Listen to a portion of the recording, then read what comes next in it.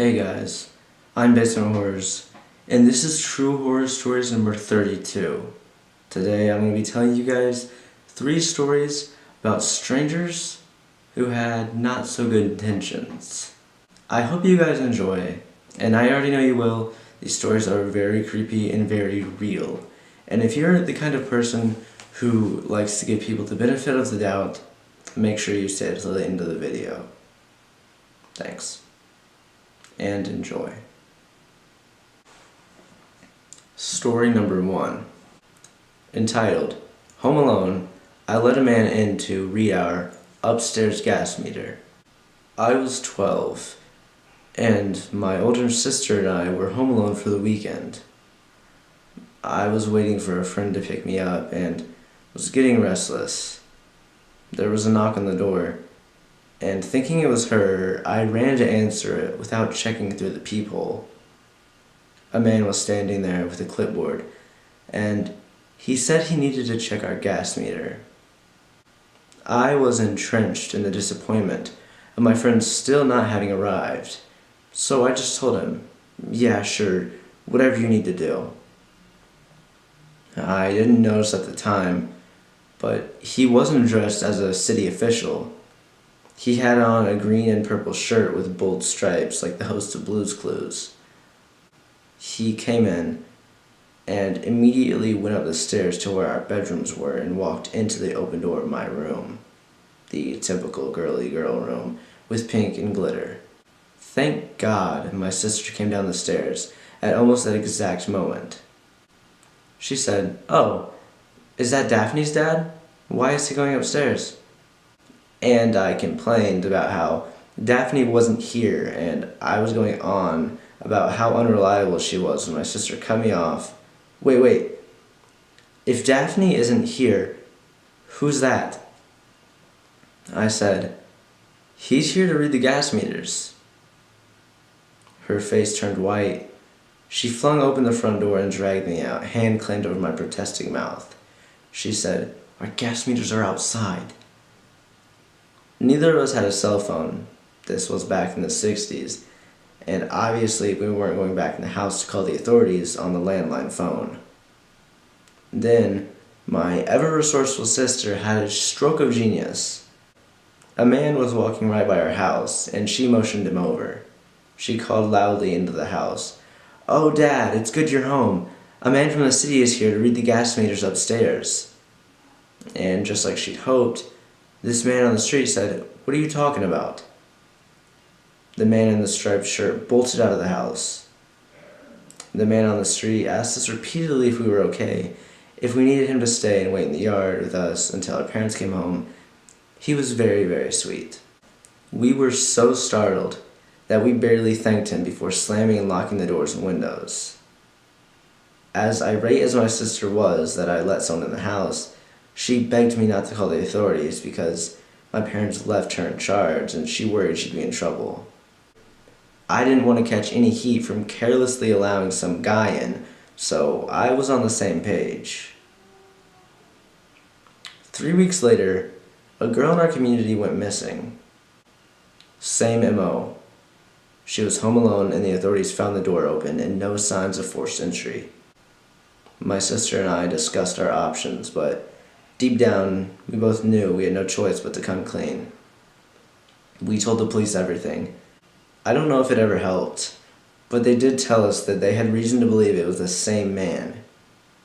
They also tracked down the man who helped us on the street. Turns out we already knew him.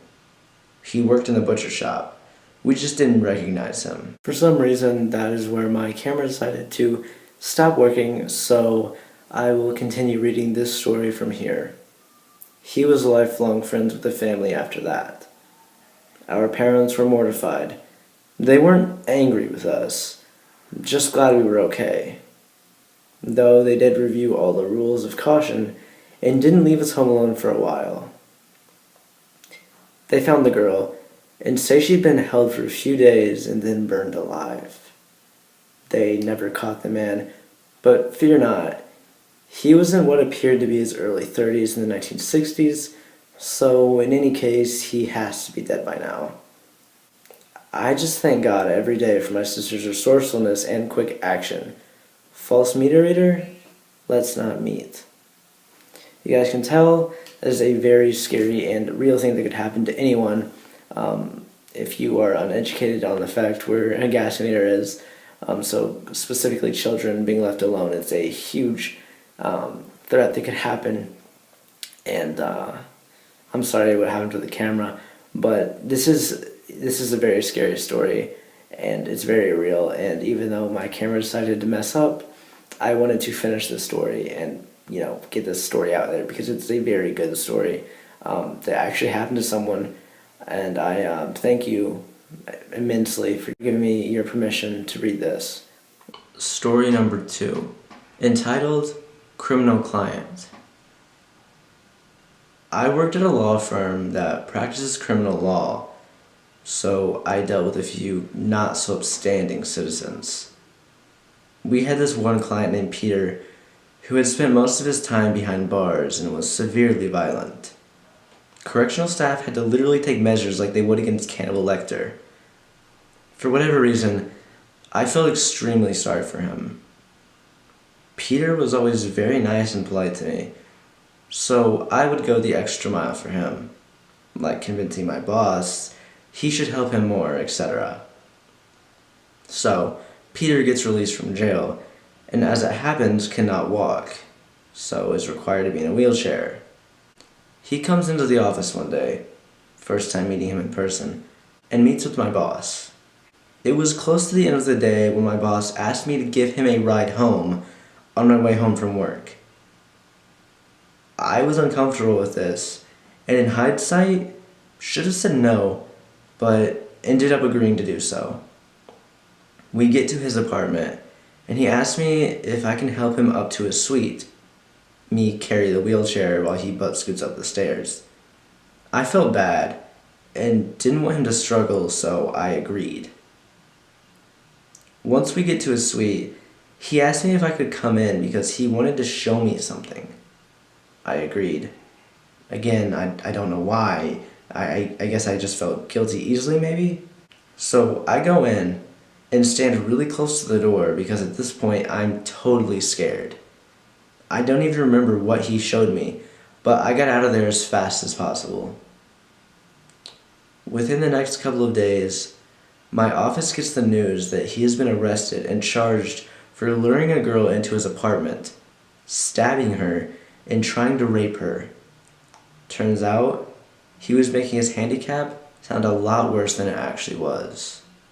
This one is another one like the previous one, where it's a very real thing that can happen to anyone. You shouldn't feel sympathetic to the point where you treat them as someone different. You know what I mean? You're more willing to help someone, or maybe go into someone's house if they're disabled because you want to help them than if it was just a regular 40-year-old, probably 40-year-old something guy who was a convicted criminal. You'd feel more bad for them if they were in a wheelchair. Most people in general aren't bad people, but there are some very bad people in the world. And just because someone has a disability doesn't mean that they're not one of those people. Number 3. Last but most certainly not least, we have a story about a creepy old man. So like the other 2 stories I will talk about at the end, but I do want to preface this story by saying that elderly people are, more often revered or pitied upon because of, how old they are. But that doesn't hinder the evil that may or may not be within them. Please enjoy. I have so many stories of creepy dudes who follow me. I swear, it's like I have a sign on my forehead that says "stalk me." The first guy I met while I was volunteering in the office at a nursing home so I could get my volunteer hours for my Catholic confirmation. This was back in 2003, so I was 13. Let me preface this by saying, I'm a tiny female. I always have been. At that time, I was around 4'11" and weighed about 110 pounds. So one day, while I was at the nursing home, working in the office, organizing mail, faxing papers, copying, the normal stuff. My volunteer coordinator asked me if I would go drop off mail to the residents in their room. So I do. I start off on the second floor and work my way up from there. It was fairly uneventful until I get to the 5th floor. Here is where it starts to get weird. I go to drop off the mail to this one man by the name of Roger. He was a paraplegic, kind of like Stephen Hawking. Rip to Stephen Hawking, by the way. But he could move his head and speak normally. He couldn't do anything else on his own besides that and move his right hand to move his electric wheelchair around. He tells me to come in, so I do, and places mail on the closest table. I then go to turn around to leave, and he's right in front of me. I stop and kind of freeze. I really don't like talking to strangers, and the vibes I was getting just from being in the room creeped me out. I tried to politely ask him to move, but he refuses. Instead, he tells me that he needs me to help him get to the bed. I look at the bed and notice a full wall full of posters of half-naked women.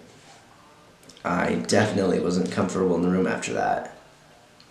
I tell him that I'm just a volunteer and I'm not allowed to touch the clients, but I'll definitely get a nurse to help him into bed. He refuses and is adamant that I help him. At this point, I am thoroughly creeped out and hate that he was just leering at me.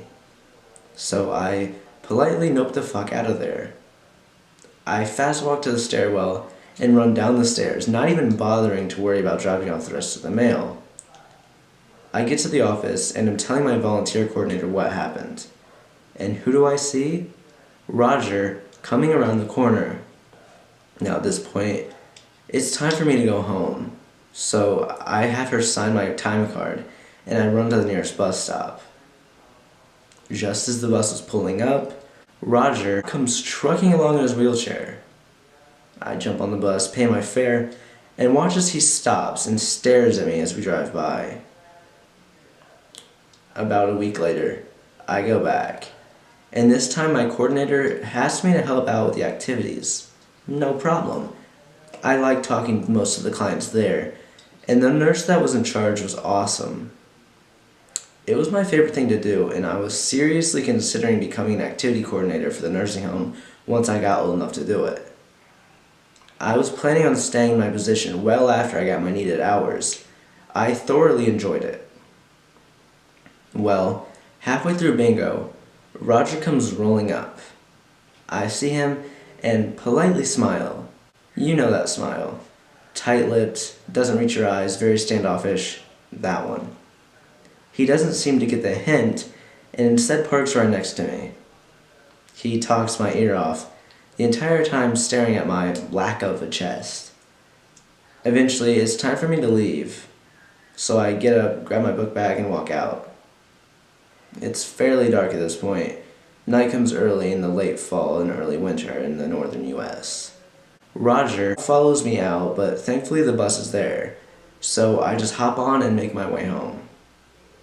He ends up doing the same thing for the rest of the time I volunteered there. When I mentioned it to my mother, she laughed it off and said that he was harmless. I fully believe that if he wasn't a paraplegic, he would have been a serial rapist or killer.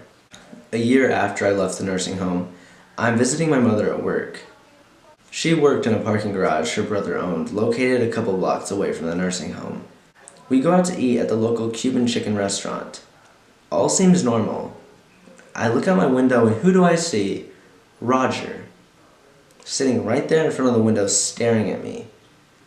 My mom laughs and tells me to go say hi. I refuse and she keeps pressing it. I still refuse. My dad notices how uncomfortable he's making me, so tells my mom to drop it and don't force me to talk to some man I clearly don't like. I seriously jumped out of my chair and hugged my dad. Roger was still sitting there, staring at me, so my dad got up and went out to go talk to him. I don't know what he said, but Roger hightailed it out of there and never tried to talk to me again. I saw him a few more times, but he always turned around and stayed away. He's definitely dead now, and that brings me the greatest relief. Okay guys, so as you can see, even if someone is disabled or old, that doesn't, as I said before, I told the story, it does not hinder the fact that evil could be there. Some people are just evil and creepy, and this is one of those people. Hey guys, I hope you enjoyed this video. I know that the quality, the resolution probably isn't the best, but other than that, I hope you enjoyed it. They were very entertaining stories, very good stories, very, wise stories. See, a lot of people, including my girlfriend, like to give people the benefit of the doubt and just assume that, they have the best intentions. And that's clearly not the case, and I'm glad that I was able to find and get permission to read these 3 stories that really do show that people can have the worst intentions, and you'd never expect it. So thank you to the 3 of you who gave me permission to read your stories. If you guys want to read these stories yourself, the links will be in the description.